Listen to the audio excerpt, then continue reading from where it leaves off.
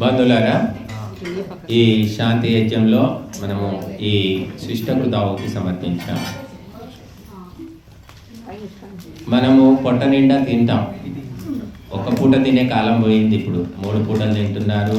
మళ్ళీ మధ్యలో పల్లీలు, లేకపోతే చిప్స్, కుర్కురేలు, ఇంకేదో ఒకటి చెత్త అది కూడా తినేస్తున్నారు. ఇంకా దానికి తోడు టీలు, కాఫీలు, కూల్ డ్రింకులు, ఇవి లెక్కలేదు.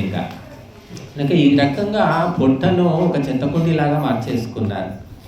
దానికి తగ్గట్టు రోగాలకు తగ్గట్టు డాక్టర్లు, హాస్పిటళ్ళు, పల్లెటూళ్ళల్లో కూడా పెద్ద పెద్ద హాస్పిటళ్ళు కడుతున్నారు. మందుల షాపులు ఉన్నాయి, మందు దుకాణం ఉంటుంది, మందుల షాప్ ఉంటుంది. ఈ రకంగా రోగాలు ప్రతి ఇంట్లో రోగాలు అయిపోయాయి. కారణం ఏంటంటే అవసరానికంటే ఎక్కువగా తినడం.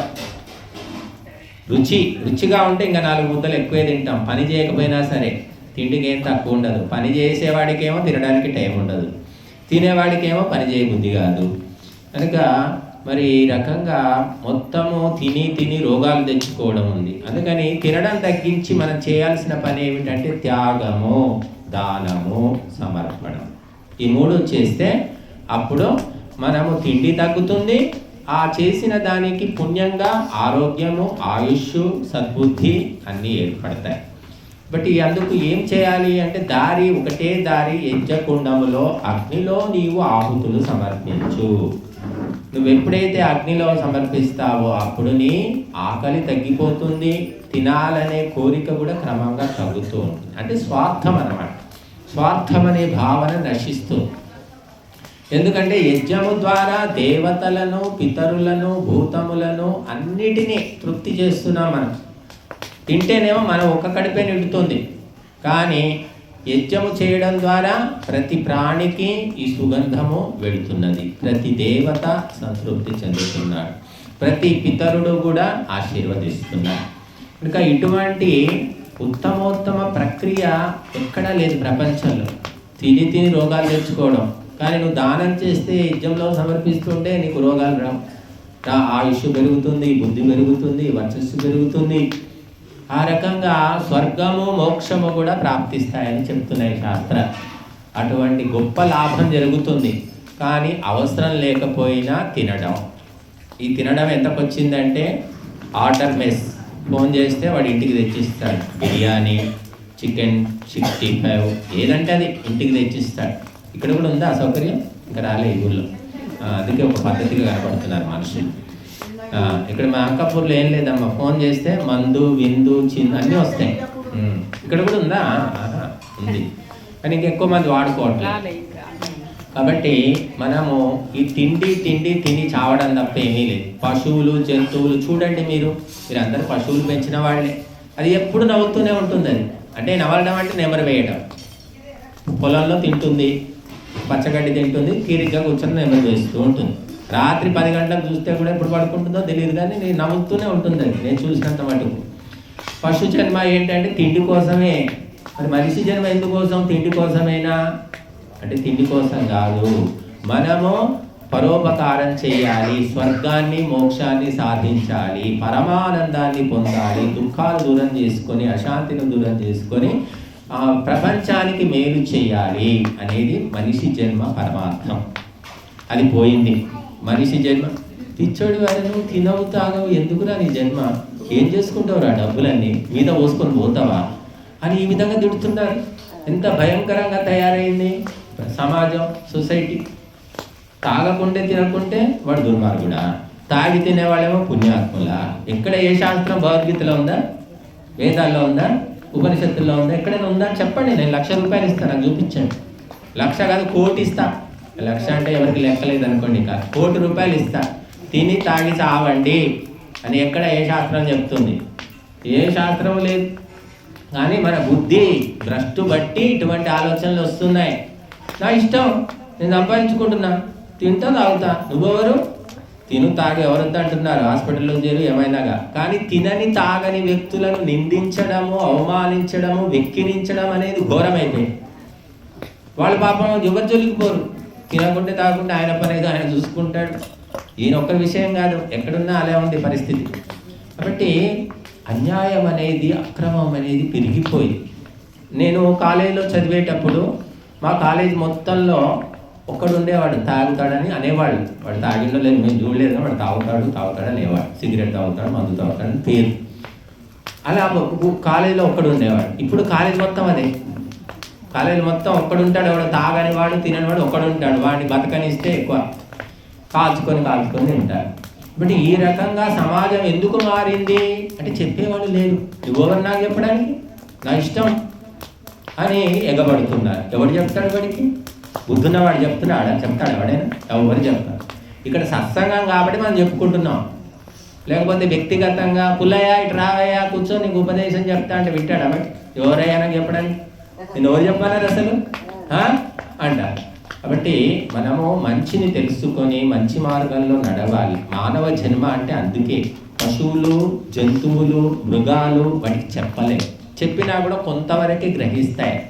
కానీ మనిషి ఎంతైనా వినగలుగుతాడు, ఎంతైనా ఆలోచించగలుగుతాడు, ఏమైనా చేయగలుగుతాడు. ఈయన అమెరికా పోయాడు.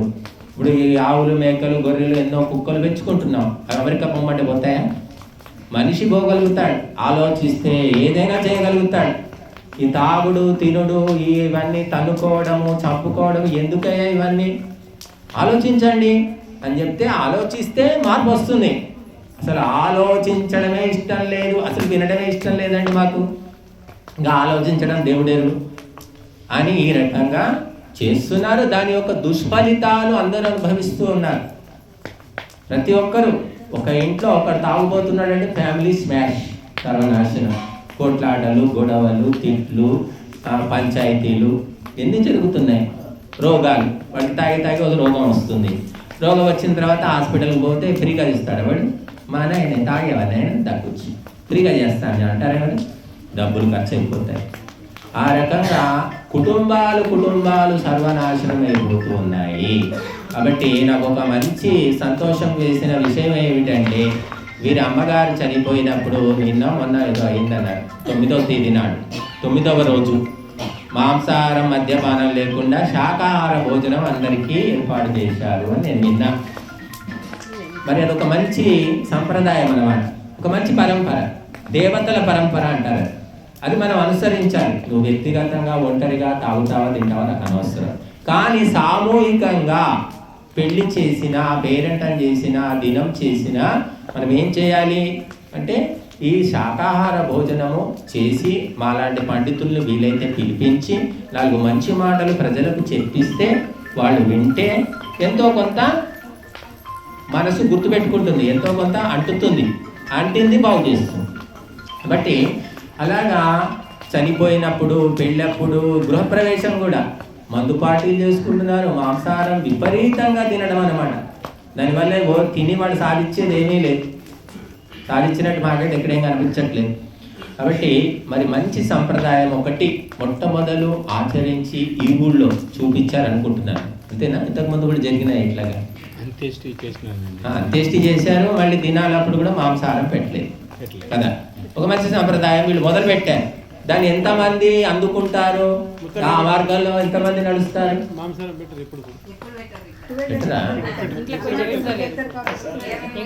గృహప్రవేశం కానీ 9వ రోజు కూడా పెట్టచ్చు. ఎప్పుడు మరి మాంసాహారం ఎప్పుడు పెళ్ళిళ్ళ తర్వాత ఏదైనా డిన్నర్ ఇస్తే అట్లా పెడతారు తప్ప పెళ్లి రోజు కూడా మాంసాహారం ఉండదు. అంటే మీ కుటుంబాల్లోనే అందరూ? మా దగ్గర మా ఎవరైతే ఉన్నారో అదే మీ వరకే, ఊరంతా కాదు కదా. ఊరంతా కాదు మరి ఊరందరి సంగతి నేను చెప్తున్నా, మీ గురించి కాదుగా. కాబట్టి ఊరందరికీ ఏమిటంటే ప్రతి సందర్భం ఏడ్చినా నవ్వితే కూడా తాగాలి, ఏడిస్తే కూడా తాగాలి, ప్రతిదీ తాగాలి. ఈ రకంగా ఒక దుస్సంప్రదాయం అంటారు. ఇది మన తాతలు, తండ్రులు, ముత్తాతలు చేసినటువంటిది కాదు. వాళ్ళకు పని చేసుకోవడానికే సరిపోయేది, తినడానికి కూడా సమయం ఉండేది కాదు. ఎద్దుల కంటే ఎక్కువ కష్టపడ్డారు అప్పట్లో. ఉన్నారు అమ్మగారు చాలామంది 80 ఏళ్ళ వాళ్ళు. ఇప్పుడేముంది, పని లేదు, పాట లేదు. కావో పివో మౌజ్ మనావో, ఈట్ డ్రింక్ అండ్ ఎంజాయ్ అన్నట్టుగా తయారైపోయారు. ఇదంతా కూడా వినాశకాలే విపరీత బుద్ధి అంటారు. శ్రీకృష్ణుడు భగవద్గీత ఉపదేశించాడు. 700 శ్లోకాలు ఉన్నాయి. శ్రీకృష్ణుడు పుట్టిన వంశం ఏమిటి? యాదవులు, చంద్రవంశం. మరి అటువంటి శ్రీకృష్ణుడు భగవద్గీత ఉపదేశిస్తే మనం చదువుతున్నాం ఇప్పుడు, కానీ అప్పుడు ఎవరు చదవలే. ఆయన చెప్పినప్పుడు వినుంటే అందరూ బాగుపడేవాడు. ఒక అర్జునుడు విన్నాడు అనుకోండి.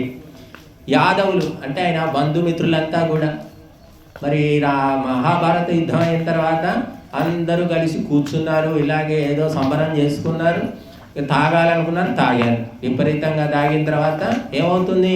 గొడవలు వచ్చాయి. నువ్వు అప్పుడు ఇట్లా అన్నావు, నన్ను అలా చూసావు, నాకు అది ఇవ్వలేదు, వాడికి ఇది చేసావు, ఇలాంటి పాత గొడవలన్నీ పెట్టుకొని అందరూ కొట్టుకొని యాదవ వంశమే నాశనమైందని భారతంలో ఉంది, చదవండి. భారతంలో మౌసల పర్వం అని ఉంటుంది. మౌసల పర్వంలో ఇది ఉంది. యాదవులు తాగి తాగి ఒకరినొకరు చంపుకొని చచ్చిపోయారు, వంశమే నాశనం అయిందని. ఇప్పుడు హిందువుల పరిస్థితి అంతకే వచ్చింది. మేము హిందువులం అని చెప్పుకుంటున్నారు. ఏం చేస్తారో మీ ఘనకార్యం అంటే తాగుతాం, తింటాం, తనలాలు ఆడతాం. ఇదే హిందుత్వం. కాబట్టి చదవండి, ధర్మ గ్రంథాలు చదవండి. మాలాంటి పండితుల్ని పిలిపించి చెప్పించుకోండి, తెలుస్తుంది శాస్త్రాలు ఏం చెప్తున్నాయి. కనుక ఎవరు చెప్పేవాళ్ళు లేక నాశనం అవుతున్నారు. ఒకప్పుడు దుర్యోధనుడికి అందరూ చెప్పారు పాపం. దుర్యోధనుడికి కృష్ణుడు చెప్పాడు, విదురుడు చెప్పాడు, ధృతరాష్ట్రుడు చెప్పాడు, గాంధారి చెప్పింది, ఇంకెంతమందో ఆ ద్రోణాచార్యుడు, అందరూ చెప్పారు. గురువులు, పితామహుడు, భీష్ముడు కూడా బోధించాడు. అయినా వాడిని ఎత్తికి ఎక్కలే, నాశనం అయ్యాడు. కానీ ఇప్పుడు చెప్తున్నారు గురువులు అందరూ. తాగుమని చెప్పే గురువు ఎవరైనా ఉన్నారా? నాకు చూపించండి. టీవీలో కానీ యూట్యూబ్లో కానీ ప్రత్యక్షంగా కానీ తాగి తావండి అని ఏ గురువైనా చెప్తున్నాడా?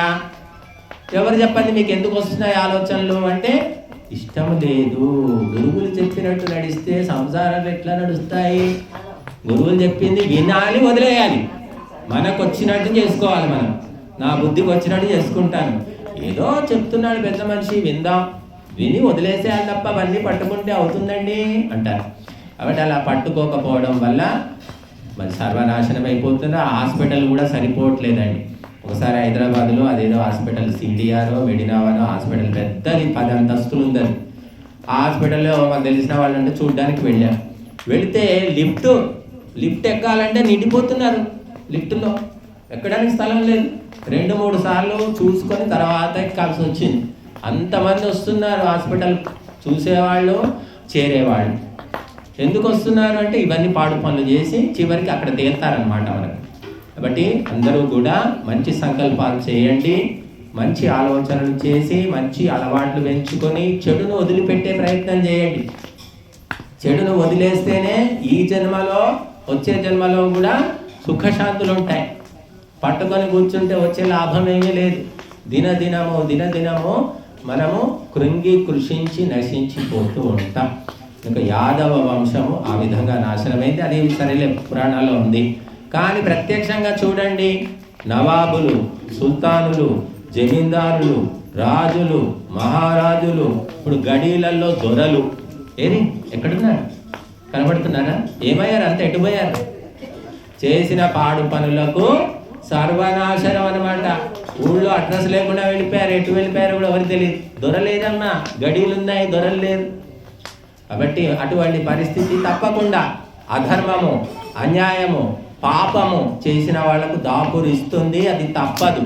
కాబట్టి అది గుర్తు పెట్టుకొని, తెలుసుకొని, ఒళ్ళు దగ్గర పెట్టుకొని మనము ధర్మ మార్గంలో నడిచే ప్రయత్నం చేయాలి. భార్యలు, తల్లులు, చెల్లెళ్ళు, చిన్నమ్మలు, పెద్దమ్మలు బుద్ధి చెప్పాలి. కొడుకులకు, తండ్రులకు, భర్తలకు ఎవరు చెప్తారు బుద్ధి? భార్య చెప్పాలి లేదా తల్లి చెప్పాలి. తల్లే పిల్లగాడు తాగుతాడు, ఇక తాగని, ఇక మనం తాగేటోళ్ళమే కదా, తాగని అని తల్లి ప్రోత్సహిస్తుంది. భార్య వస్తే ఇంకా మరీ మంచిది, ఆమె కూడా కూర్చొని తాగేటట్టుంది. ఇప్పుడు అట్లాంటి వాళ్ళు కూడా తయారైపోయారు. కాబట్టి ఈ తాగుడు, ఈ మాంసాహారం అంటేనేమో ఒక పూట, అది ఏదో కడుపో కాలం నిండుతుందేమో మరి నాకు తెలియదు. కానీ తాగితే ఏం నిండుతుందో నాకే తెలియదు. ఏమైనా నిండుతుందా? తాగే వాళ్ళు చెప్పాలి నాకు. కాలు కడుపు ఏమైనా నిండుతుందా? ఏదో తృప్తి అండి, మాకు కొంచెం మనశ్శాంతి అండి, ఏదో చెప్తారు వాళ్ళు అని. ఎక్కడ ప్రపంచం మొత్తంలో సైంటిస్టులు పరిశోధన చేశారు. మనకంటే ఎక్కువ యూరోప్ కంట్రీస్లో తాగుతారు. కానీ వాళ్ళే చెప్తున్నారు ఒక్క చుక్క తాగినా కూడా లాభం లేదని చెప్తున్నారు డాక్టర్, పెద్ద పెద్ద పరిశోధనలు చేసి. కాబట్టి మనము మహాత్ములు, ఇప్పుడు మహిళామణులు ఉన్నారు, వాళ్ళందరికీ మనం పొద్దున్నేసి మొక్కాలి. ఎవరైనా కావచ్చు, అక్క, చెల్లి, భార్య, ఎవరైనా మొక్కొచ్చు. ఎందుకంటే వాళ్ళు తాగరు. సిగరెట్లు తాగరు, మాంసాహారం కూడా భర్త కోసం వండితే మిగిలితే వాడు దినంగా మిగిలితే తింటారు. తిరుగుడు అసలే లేదు, ఇంటి పని వంట పని, ఇంకేం తిరుగుతారు, తిరగడానికి వీలుంది. బట్ పవిత్రంగా ఈ దేశంలో ఇంకా ఎవరైనా ఉన్నారంటే మహిళామణులే ఉన్నారు. ఇంకా మన దగ్గర గుట్కాలు కూడా తినరు. ఇంకా అటు పోతే మహారాష్ట్ర పోతే మొత్తం గుట్కా బ్యాచ్ అని ఆడవాళ్ళు పవిత్రంగా ఉన్నారు ఇంకా ఈ దేశంలో, మన తెలుగు ప్రాంతాలు. అందుకే వాళ్ళను లక్ష్మి, సరస్వతి, పార్వతి అని మొక్కొచ్చు అన్నమాట. గుళ్ళో బొమ్మలకు కాదు, ఇక్కడ తల్లికి మొక్కు, భార్యకు కూడాను విలువనివ్వు, గౌరవించు. వాళ్ళు ఏమిటి అసలు వాళ్ళ గొప్పతనం తెలుసుకో. కనుక మహిళామణుల వల్ల ఈనాటికి కూడా మన దేశము సగం పవిత్రంగా ఉంది, సగం మాత్రం లేదు. కాబట్టి ఆ మహిళామణులు మన దేశాన్ని, అందుకే భారత మాతకు జయం అంట. భారత పితకు జయం అనం. భారత పిత ఎవరు తలిచేవాడే లేడు. భారత మాత జిందాబాద్, భారత మాత వర్ధిల్లాలి. ఆ తల్లి సరిగ్గా ఉంటే ఇదో ఇట్లాంటి సంస్కారం. తల్లి చిన్నప్పుడే తండ్రి చనిపోయాడు, ఆమెకు భర్త చనిపోయాడు, ఎన్ని బాధలు. ఒక మనిషి లేకపోతే, ముఖ్యమైన మనిషి లేకపోతే ఎటువంటి పరిస్థితి. సరే ఆ బంధుమిత్రులు అందరూ ఆదుకున్నారు, అది వేరే విషయం. ఎంత ఆదుకున్నా ఒక చెయ్యి పోయిందనుకోండి, ఒక కృత్రిమంగా ఒక చెయ్యి పెడతారు, చెక్క చెయ్యి పెడతారనుకోండి, అసలు చెయ్యి ఎంత ఉంటుందా? ఉండదు కదా. ఇంకా ఎందరూ చేరదీసిన మేనమామలు ఎవరో వాళ్ళు వీళ్ళందరూ సాయం చేశారని చెప్పారు. కానీ ఎంత చేసినప్పటికీ కూడా ఒక తండ్రి, ఒక తల్లి, దానికి మళ్ళీ డూప్లికేట్ మనం తీసుకురాలి. గురువు అంటే ఒక గురువు కాకుండా ఒక 10 మంది గురువులు దొరుకుతారు. కానీ తల్లి దొరుకుతుందా? తండ్రి దొరుకుతాడు. ఇప్పుడు అటువంటి కష్టాలు బాధలు పడి మరి అమ్మ తల్లి ఎట్లాగే పడింది, వీళ్ళు పడ్డారు, వాళ్ళ బాధలు ఏంటో మనకు తెలియదు అని మరి ఒక సన్మార్గంలో నరసారెడ్డి గారు ఒక సన్మార్గం పట్టుకున్నారు. కష్టాలు ఆయన పాఠం నేర్పించాయి. ఇది సరైనది, ఇది సరికానిది, ఇది తప్పు, ఇది ఒప్పు అనే జ్ఞానం అక్కడి నుంచి వచ్చింది. పుట్టినప్పటి నుంచి వాడికి ప్యారెక్స్లు, హార్లిక్స్లు అన్నీ తినిపించి ఇంగ్లీష్ మీడియం చదివించి కష్టం అనేది తెలియకుండా బస్సు ఇక్కడ ఎక్కితే స్కూల్ దగ్గర దిగుతాడు. వాడికి ఏం తెలుస్తాయి? ధర్మాలు దున్నపోతుల్లాగా పెంచుతున్నారు.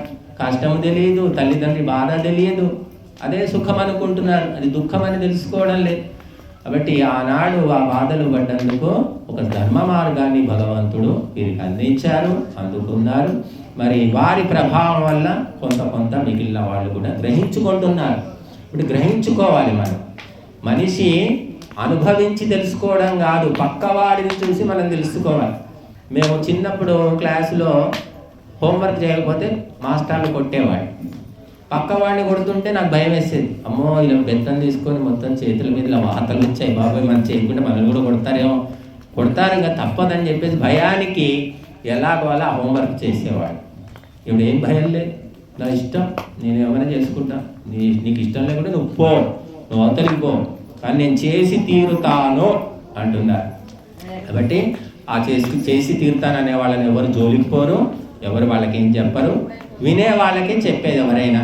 కాబట్టి మనం గ్రహించుకొని ఇటువంటి సన్మార్గాన్ని, సత్పరంపరను మనం కొనసాగించాలి అని నా ఆలోచన, నా యొక్క మీ అందరికీ సూచన.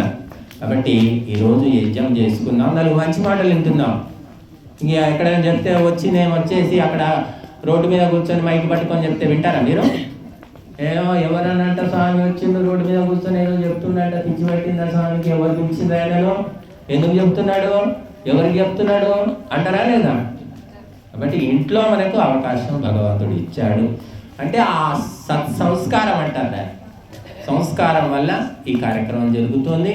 మరి మేము వచ్చి 4 మాటలు చెప్తున్నాము, అవి ఎంతమంది అందుకుంటారో మనకు తెలియదు. కానీ రైతు ఏం చేస్తాడు? విత్తనాలు చల్లుతాడు.